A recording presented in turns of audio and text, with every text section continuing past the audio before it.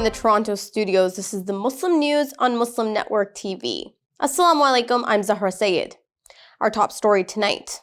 The Palestinian Health Ministry reports that more than 520 bodies have been unearthed from 7 mass graves within hospital grounds in Gaza. 3 of these graves at the Al-Shifa Medical Complex alone held 80 bodies, with many others found inside hospital departments, the ministry said.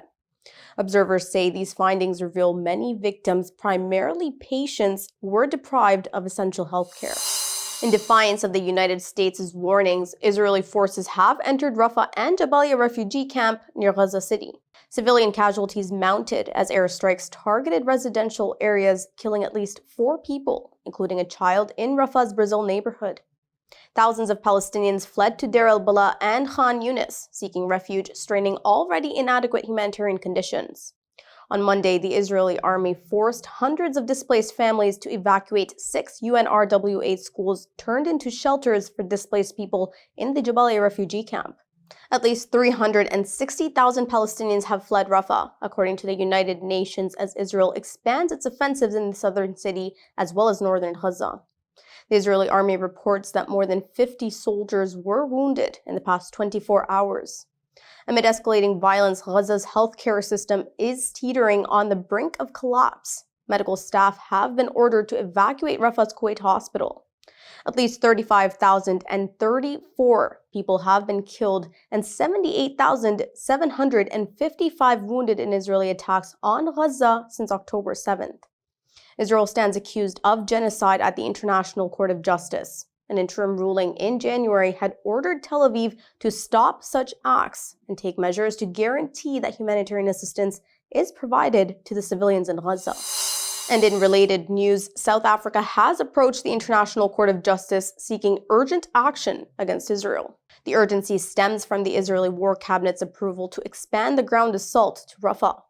The South African presidency called for immediate ICJ intervention to halt Israel's actions and ensure humanitarian access to Gaza.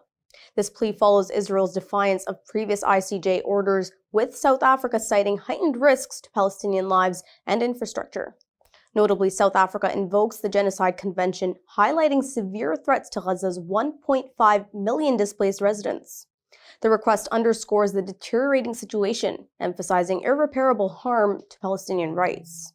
South Africa also asks Israel to submit an open report to the ICJ on all measures it has taken to give effect to all previous provisional measures.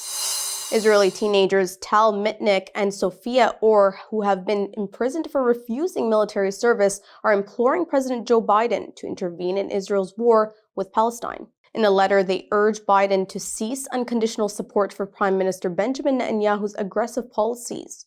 They blame the United States' aid for prolonging the war and call on Biden to use his influence to end it. Their plea coincides with Biden's acknowledgement of the U.S. munitions causing civilian casualties in Gaza.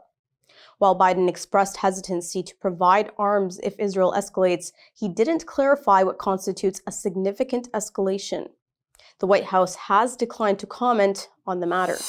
Across the United States, college graduates have voiced solidarity with Palestine during commencement ceremonies through walkouts, chants, signs, and attire. At UC Berkeley, hundreds protested, disrupting proceedings.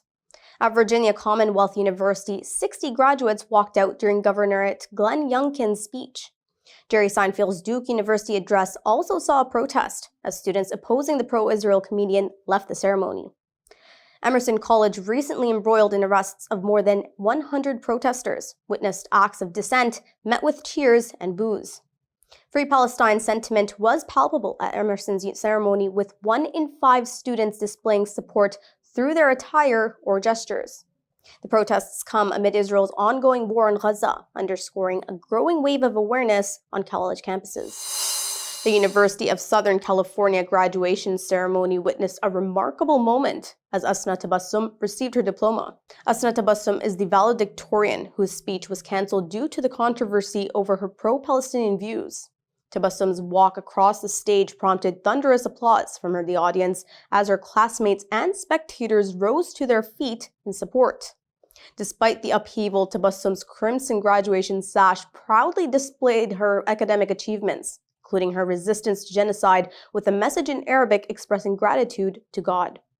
Amid tensions and disappointment over the cancelled speech, Tabassum's reception marked a moment of joy.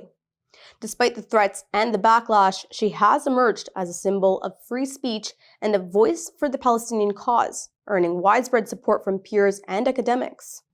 Tabassum released a portion of her speech through student media. University teacher barred after verbal attack on a woman in a hijab. Details come after the break. Stay tuned and we'll be right back.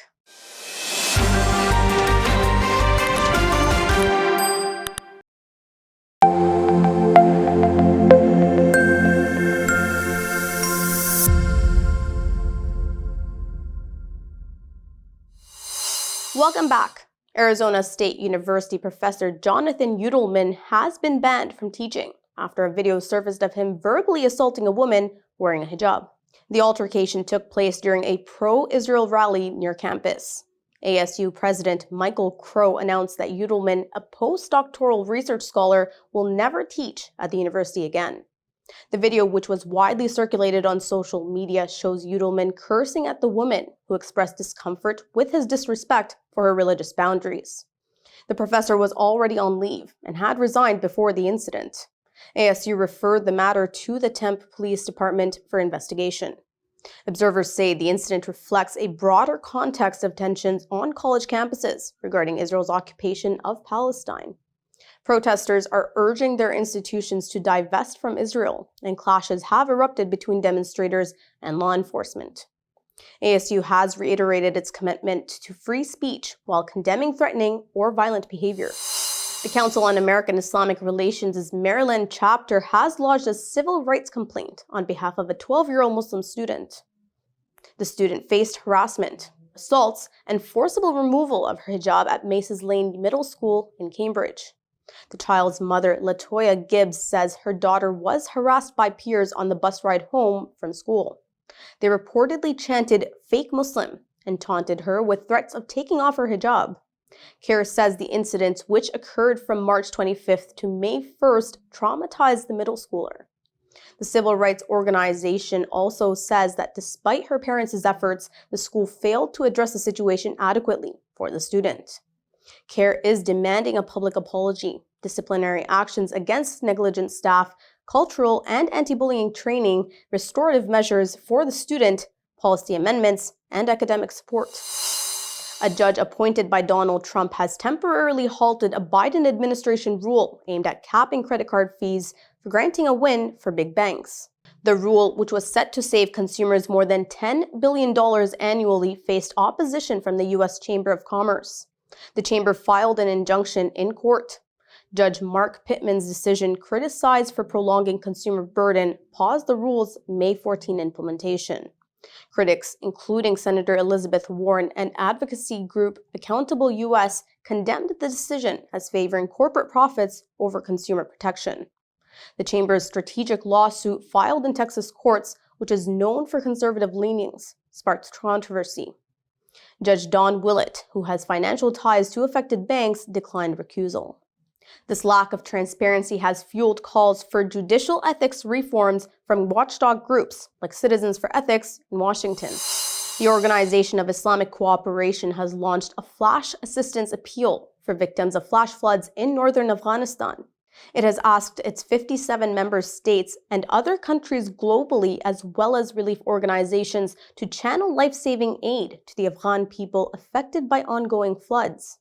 Heavy seasonal rainfall on Friday triggered severe flooding, affecting hundreds of families and causing extensive damage to infrastructure, property, and farmland. The devastating floods came months after deadly earthquakes rocked several provinces across Afghanistan. Polling took place Monday for a Srinagar parliamentary seat in Indian-occupied Kashmir, the first time after the government stripped the region of its historic autonomy 5 years ago. The constituency features a three-way battle between regional parties, the National Conference, or the NC, People's Democratic Party, or PDP, and the Apni Party. India's ruling Hindu nationalist Bharatiya Janata Party, or the BJP, and the opposition Congress have not fielded candidates for Kashmir Valley's 3 parliamentary seats. While the BJP is unofficially supporting Apni Party, It has put its weight behind the National Conference led by former Chief Minister Farooq Abdullah and his son Omar Abdullah. Despite the region's reduced representation in the Indian Parliament, comprising 3 seats from Kashmir and 2 from Jammu, observers say the symbolic significance of these elections is profound. Over the past 34 years of Kashmir's anti-India movement, pro-freedom parties have been boycotting the elections. But for the first time, these parties have not issued any call for boycott.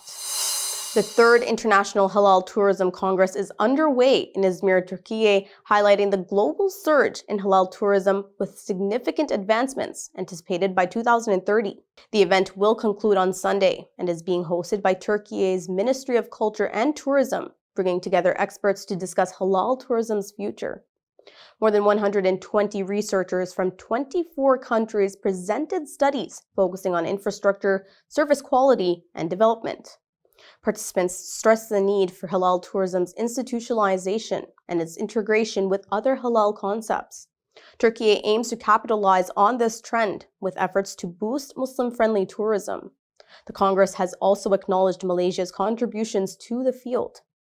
According to global market and research firm Credence Research, the halal tourism market has consistently grown, with revenues rising from more than $245 billion in 2022 to an expected $324 billion in 2030.